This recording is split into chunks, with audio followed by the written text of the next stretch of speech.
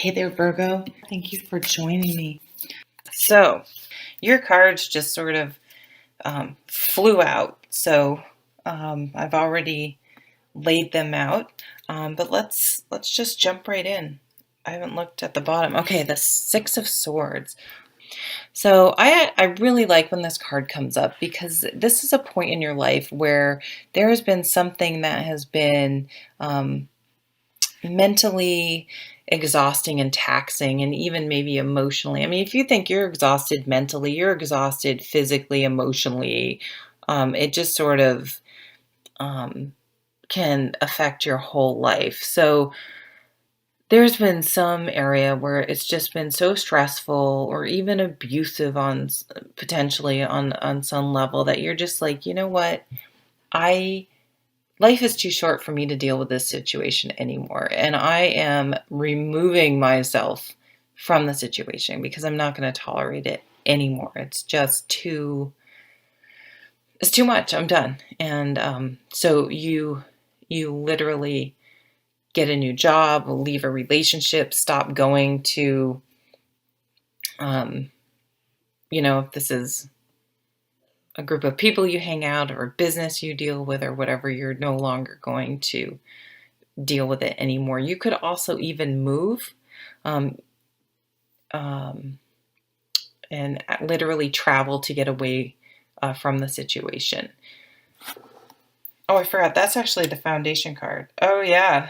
And so the true bottom of the deck is the Five of Cups. And this is maybe a breakup. Some of you may be coming off of a breakup. And usually the Five of Cups I read as someone has broken up with you. But with the Six of Swords, I don't think so. I think you are the one that is moving away from an unhappy relationship. But it can also be anything that was emotional. So you kind of have the emotional and the mental. Like there was something that just wasn't working for you anymore. And so you don't want to be that way anymore. And the recent past is the Knight of Cups. And that's you saying, I want to change in how I feel. I want something different. I want to bring in a new way of being where my emotions are positive and happy and feel better. So again, actively making a change. So you live in a state more of peace and happiness. It's like life is too short to be in a chronic negative situation for any length of time. I just don't understand it. There's just no reason for it. I mean, at the center is the Queen of Cups. Yep, I want to feel good. I want to feel better. I want to be nurtured. I want to be nurturing. I want support and good feelings around me. That's who I know you're a sword sign, but like you guys are very interesting people. You're unique in a really positive way, and you see things differently than a lot of people do. But this, you're like, no, even though I'm a sword sign, I can think about things in a certain way, but I need to feel good too, and I need to nurture this Queen of Cups side of me as well. And so you're bringing a lot of positive emotions into your life. I realize you have the World card. So this is a beginning, an ending, and a new beginning all at the same time. So you're wrapping something up and starting something new. This can be a relationship, a job, any sort of situation that you want to change. You're wrapping up sort of, this is somewhat of a big thing, a chapter in your life, and starting a new one. So moving, a new job, a new company, a new relationship, wrapping something up and starting something new. Here we have 3 queens on the table, actually. She's very practical. She's a wonderful manager. Maybe some of you are going to become going into management. She runs her home very efficiently. She probably has a garden, maybe grows her own herbs. And even if she lives not in some big luxurious mansion, no matter where she lives, even if it's a one room studio, it's going to feel comfortable and warm, and people are going to enjoy being there because she just infuses this calm energy into everything she does. She's grounded um and and just,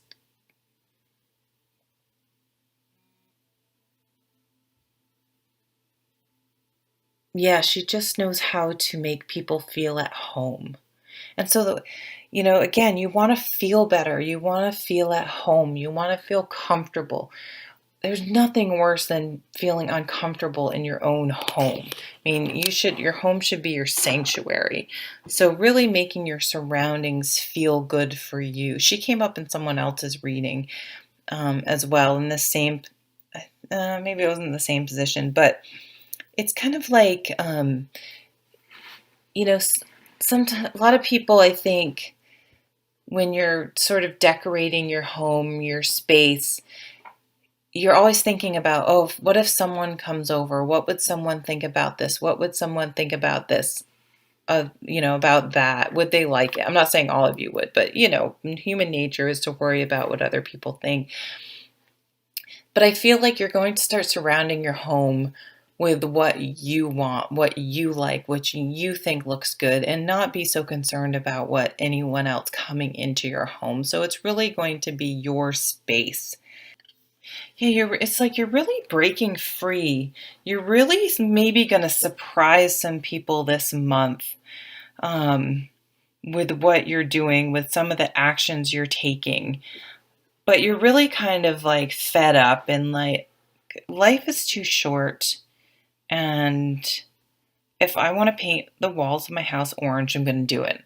You know what I mean? It's like, if I'm going to get a different job, I'm going to move. I've always wanted to live by the beach. I've always wanted to live, somewhere. I want to live closer to the gym. Whatever. But you're like, I don't care if people think what I'm doing is crazy. This is what I want to do. And I want to feel happy and good and comfortable in my surroundings. And I'm going to take steps to do that. And, doing that takes a lot of strength. It takes strength to live authentically and not to worry about what other people think or might say or might do. And even yourself to overcome that worry about what will other people think. People will think that's weird. People will think this. People will think that. And saying, yep, but I'm going to do it anyway because this is my life to live. And, being vulnerable, putting yourself out there and living authentically. But think how much confidence you gain from doing that. You can always say, hey, I gave it a shot. I went for it. If you can keep that positive attitude. And look, I'm happy. I'm living the life that I've dreamed of living. I'm not playing it safe. And I don't mean, do something that you really can't afford or you really can't, that has extremely low chance of success. But I think a lot of things are possible. I think it's more likely we don't do something that's possible than that we do something crazy that everyone can see is going to fail. I think most people play it way too safe. So I think you're going to stop playing it safe and actually do some things that really have a high likelihood that you can do and be successful at, but you just don't because you've been playing it safe. So how you feel in the situation, you're feeling like yourself. Here's the Queen of Swords. This is you. So whether you're a male or female, this is a court card of an air sign, which is you. So you're you're living more authentically than you ever have before. You're cutting away anything that is making you feel bad, that isn't serving a purpose, that isn't adding something positive to your life. You're letting it go. And other people are like, wow, they're really making some big decisions here. They're They're taking action and moving in a new direction. But you're starting to make things happen. You're taking action. And what you're gaining from all of this is confidence. Again, strength in this card. I see the energies similar. It's this card's depicted often as it's described as a single woman, usually uh, presiding over a big estate, and does she have a falcon? A falcon. Usually, she is a falcon. She trains falcons, and if you think about, a couple hundred years ago, it would be very odd for a single woman to have her own estate and do, train falcons, and it just was out of the norm. If you look at it in that way, don't get hung up on well, why can't a woman raise falcons? That's not what I'm saying. It's trying to demonstrate that she is confident enough to do things that maybe other people didn't think she could do, or society thought was the path that she should be on. But she's done it, and she's done it with style and grace and success. And she gains enormous confidence from being her authentic self and following her dreams and managing her own affairs the way she sees fit, male or female. Here's the King of Swords. You may meet someone too. You have the Knight of Cups.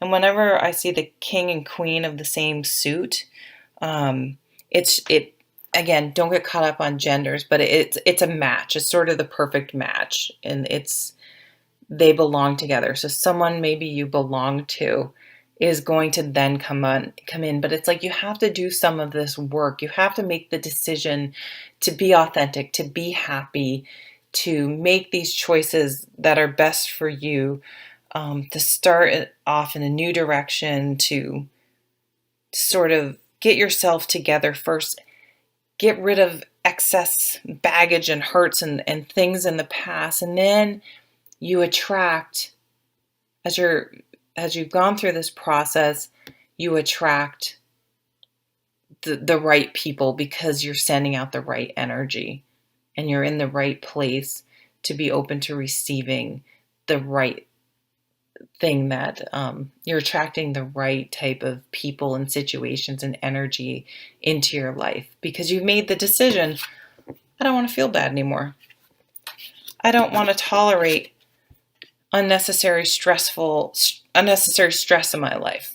And I'm going to wrap up that old way of being and start something new with confidence and strength. Even if I feel vulnerable and it's scary, I'm going to do it anyway because I know that way I'm living the way I really want to live and bringing in the type of things into my life that I do want to attract, and not settling for